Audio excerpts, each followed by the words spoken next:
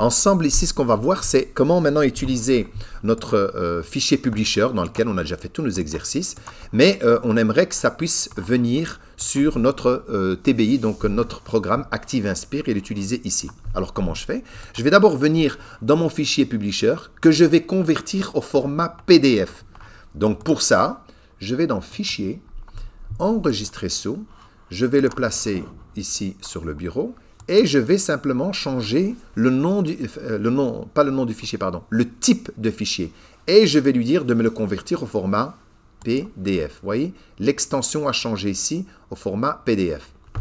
Voilà. Et puis, je fais enregistrer. Donc maintenant, il me l'a enregistré sur le bureau. Je vais maintenant, enfin sur le bureau, c'est-à-dire qu'il va se retrouver là quelque part. C'est celui-ci. Voilà, c'est celui-là, ça c'est l'autre. Voilà, il est là. Et je vais dans ActiveInspire, je vais dans Fichier, Importer un fichier PDF. Alors, ça, le menu doit vous parler. Je vais chercher un fichier, donc je vais dans Fichier, je ne vais pas dans Éditer. Éditer, c'est pour modifier, parce que le mot éditer veut dire modifier, je ne vais pas dedans. Aperçu, c'est pour avoir un aperçu, quelque chose qui doit s'afficher qui n'est pas présent. Insérer, c'est pour insérer, ça aurait pu être là, ça aurait pu être inséré un fichier PDF, ça aurait pu être.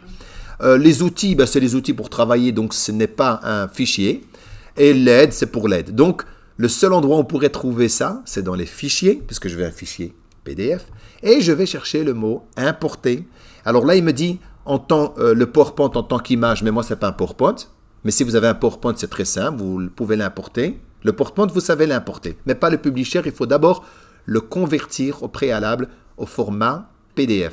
Le format PDF, c'est un format que tout le monde peut lire, même s'il n'a pas le programme, il peut le lire avec un navigateur web, c'est-à-dire avec Edge, Chrome ou Mozilla. On sait le lire. Vous le lancez si vous n'avez pas le programme qui se lit. Comme ça, si vous l'envoyez à quelqu'un, il pourra le lire même s'il n'a pas le programme Publisher ou un autre programme.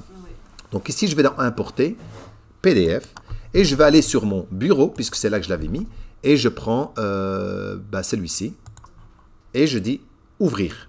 Au fait, là, il me dit quoi? Il me dit la taille du fichier d'origine. Moi, je vais garder la taille comme il est là, je ne bouge pas. Et il me dit, je pourrais changer la taille, mais ça ne m'intéresse pas, parce que moi, j'ai envie de garder la taille telle qu'elle. Et il me dit, est-ce que je prends les 27 pages, ou bien je veux que la page, par exemple, la page 1 seulement, ou la page 1 jusqu'à la page 5, ça pourrait, hein, que vous n'avez pas besoin de tout. Mais notre objectif ici, c'est quand même de prendre tout. Mais au moins, vous savez que vous pouvez choisir. Hein. Vous pouvez même dire, je veux la page numéro 5. Voilà, jusqu'à la page 7. Ça pourrait, hein? Parce que si vous avez un truc où il y a déjà 200 pages, vous n'allez pas prendre 200 pages. Vous allez prendre les pages que vous avez besoin. Donc moi ici, je prends 27, il y en a 27, elle va se charger assez rapidement.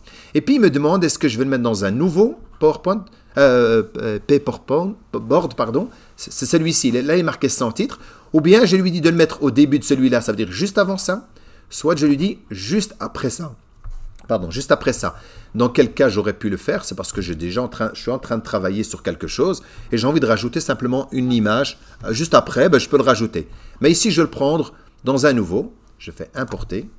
Et voilà, regardez maintenant. J'ai le premier qui était sans titre et j'ai celui-là. Donc le sans titre, c'était celui-là. Donc ça, c'est celui-là, la page numéro 1. Et là, je l'ai ici. Et regardez, maintenant, j'ai tout mon cours qui est déjà là. Alors, ce que je conseille, vous vous rappelez, parce que si je prends la souris, je clique dessus, je risque de le bouger. Et j'avais demandé de le verrouiller. Je fais CTRL-Z. Alors, pour verrouiller, soit je clique bouton droit et vous avez l'option verrouiller ici. Soit, si vous l'avez déjà rajouté dans la barre d'outils, comment on fait pour le rajouter? Je vais dans le petit onglet qui est ici. Je clique dessus. Je vais dans les commandes. Et regardez, si je le retire, je vais le retirer d'abord, là. Si je le supprime, il n'y est plus. Comment on fait pour pouvoir le rajouter? C'est bien sûr déjà vu dans d'autres leçons, mais je le montre ici, comme ça c'est lié à cette leçon-ci.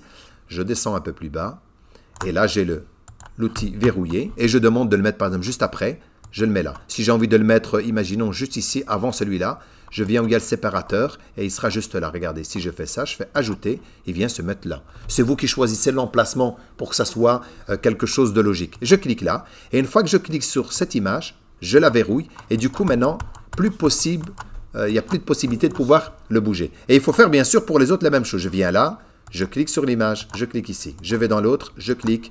Malheureusement, bon, il faut le faire parce que sinon vous risquez de le bouger. Je clique, Voilà. Et vous, à ce moment-là, vous n'avez plus qu'avec le marqueur, venir compléter vers le TBI, écrire dessus simplement. Voilà. Vous voyez, donc à ce moment-là, ça devient votre cours. Avec la petite étoile ici, parce qu'il n'est pas enregistré, je peux faire maintenant fichier enregistrer sous. Je vais le mettre sur le bureau, mais en tant que fichier du programme ActiveInspire, je fais enregistrer. Je vais vérifier. Voilà, maintenant, il est là. Lui, c'est en tant que ActiveInspire, lui en tant que PDF et lui en tant que fichier publisher. Donc si je ferme celui-là, j'enregistre rien, regardez, si je double-clique là, mon truc va s'ouvrir de mon ActiveInspire, mon fichier, avec déjà toutes mes pages. Voilà, et là je peux travailler aisément sur mes exercices avec les élèves et faire les corrections. Bien sûr, toutes les autres configurations pour l'afficher en plus grand et tout, ça a été vu dans les autres leçons, mais ici on peut ajuster sur toute la largeur pour que ça soit plus grand, etc., etc.